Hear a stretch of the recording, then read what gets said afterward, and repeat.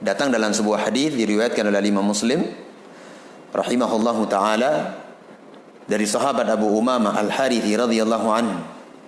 Kata Nabi sallallahu alaihi wasallam, "Man akhadha haqqa imri'in bi yaminih faqad aujaballahu lahu an-nar wa harrama alaihi al-jannah." Barang siapa mengambil hak seorang muslim, ia dapatkan harta dengan cara merampas, mengambil hak saudaranya muslim tanpa seizinnya,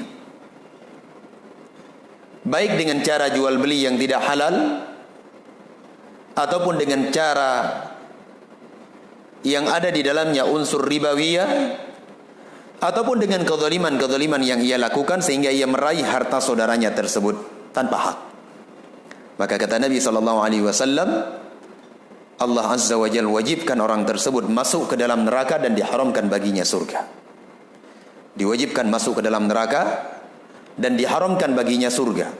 Maksudnya adalah diharamkan baginya surga bukan berarti ia kekal selama-lamanya di dalam neraka, tidak. Ada salah seorang sahabat Nabi bertanya kepada Rasulullah SAW, "Ya Rasulullah, ara'aita in kana syai'an yasira?" Apa pendapatmu wahai Rasul kalau harta saudara saya yang saya makan, yang saya ambil, yang saya rampas tersebut sedikit, sepele jumlahnya, tidak banyak? Iya. Dijawab oleh Rasulullah SAW, "Wa in qadiban min arak." Walaupun setangkai kayu arak, setangkai kayu yang kita gunakan untuk bersiwak, kecil, tidak besar.